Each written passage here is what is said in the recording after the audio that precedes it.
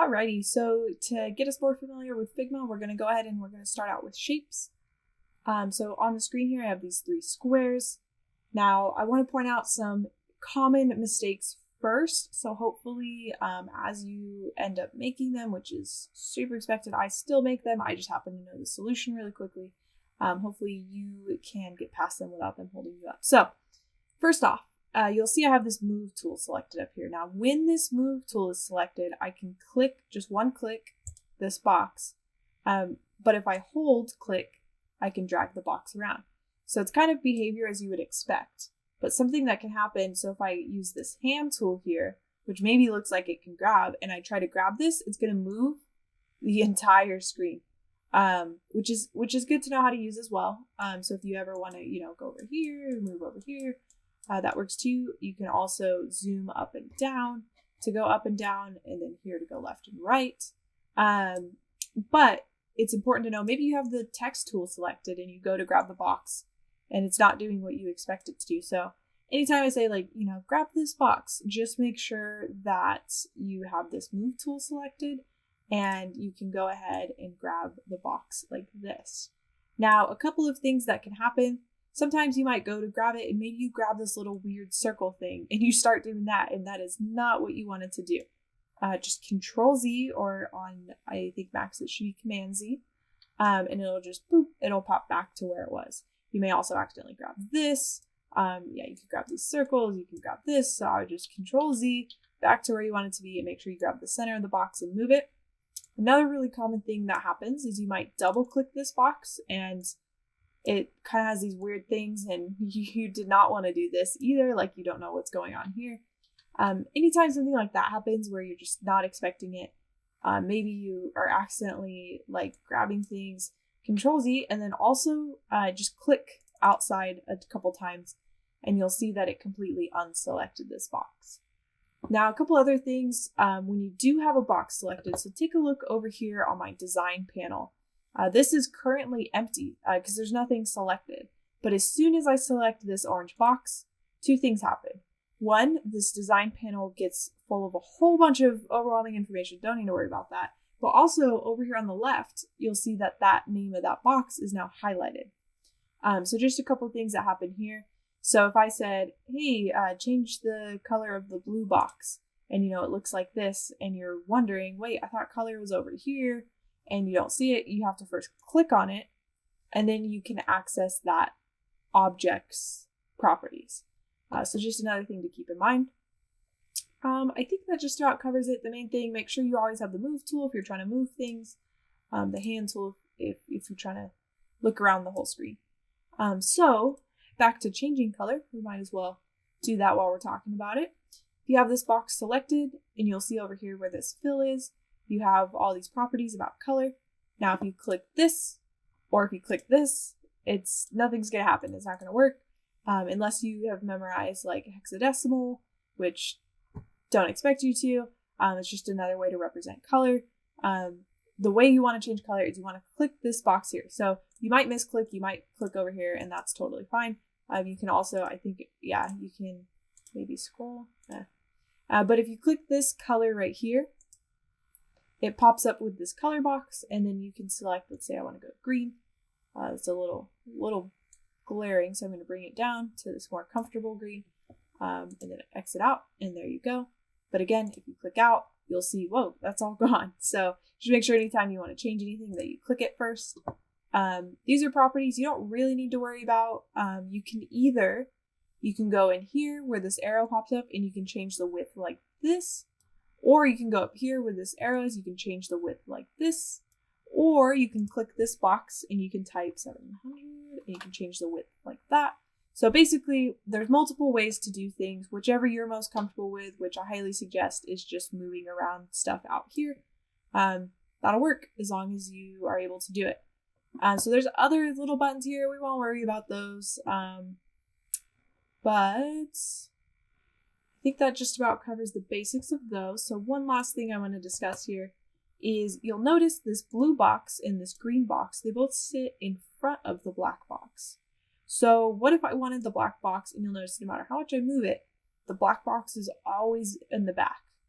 So if I wanted it to be in the front, I can go over here where there's this black box thing here, and I can drag it. I can click, hold down, and drag it to the top.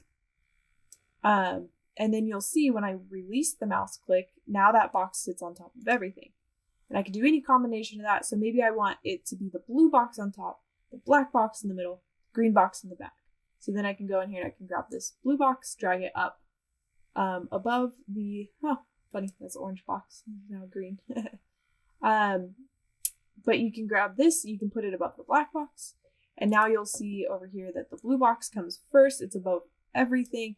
The black box is above the green box, but behind the blue box. And then last but not least, you have this green box, which is behind everything. So that's just a breakdown of shapes, kind of a little bit of color, how the layers work. And now we're going to actually make these shapes. So we'll just put this in some random order here. And I would like you to, well, before we hop to that, let's go ahead and I'll show you how to make a shape, and then I'll send you and you can try to do it. So over here in the top, you have this tools panel, and the fourth tool is the shape tool. Now, right now, the shape tool shows a rectangle. And if I click this arrow, this little tiny arrow, I can click a different shape.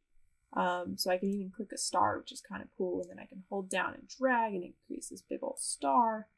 I'm just going to Control Z. But what I want to do is a rectangle, right? So I want to make a rectangle and I want to try to match this. So knowing what you do about shapes, I'm going to wait just a second here and give you a chance. Please try it on your own. See if you can get your boxes to look exactly like this. And you don't have to worry about the names. We're just looking for color and the rough size. Pretty close.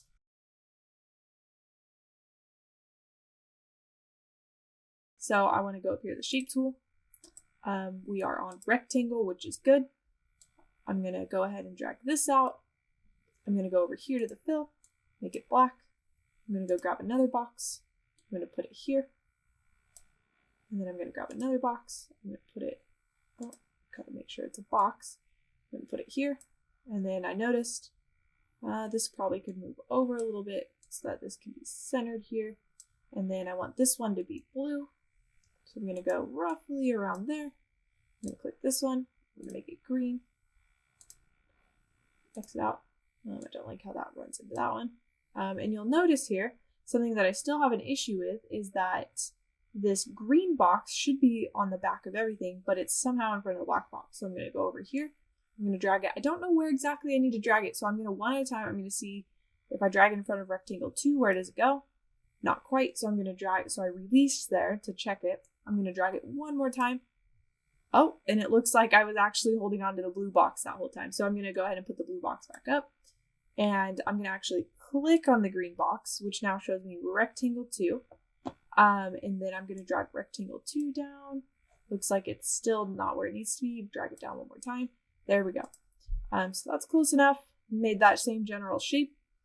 And then the one last challenge I got for you, just dealing with shapes, is we're going to go ahead and try to make a little robot face. So I'm going to grab this square. I'm going to make it real big. It's going to be gray because when I think of a robot, I think of gray. I also kind of think of my Roomba, which is technically a circle, not a square, but we're just going to run with it here. I'm going to choose square again, so I'm going to make those little lines that the robot mouths tend to have. So I'm going to make this line about that big. I'm going to make it a black line. Maybe put it right there. I'm just going to do that a few more times. So this is great practice. You'll notice here, as I draw this, these red lines pop up, and it's kind of like it wants me to make the shape that size. So go ahead and let those guide you. You'll notice when I get down to the bottom, those lines perfectly match up.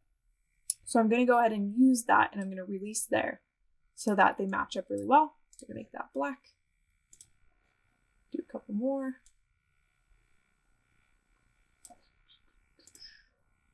Please do follow along here. Oh, so something you'll notice. So I was about to, I'm going to go ahead and I'm going to make another rectangle. But you'll notice as soon as I go to make this other rectangle, I can no longer see this rectangle that was in the middle. Now it's still there, but it's just the same color as the background, so it blends in. So I'm going to go ahead, I'm going to make this one black so I don't do it again with that one. And then I'm going to make sure to go back and I'm going to click on this one and make it black so that it's visible. And then we'll go ahead and throw one more in there just for fun. And then this robot does need eyes. So for eyes, we're going to click the drop down. We're going to select a circle. We're going to give it some big old eyes here.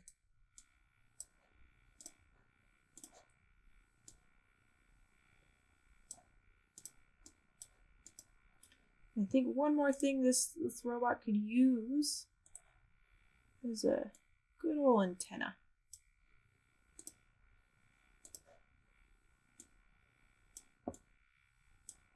There we go. There is the future in robots.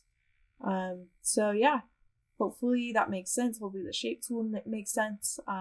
This might have felt a little bit tedious, but now we're going to dive into how to make icons. So we're very close to being able to contribute directly to the Campus Tours app.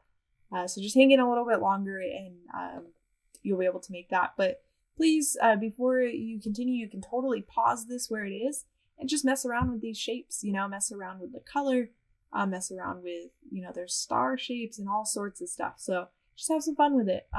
Let your creativity juices flow. And then I'll see you over at the vectors.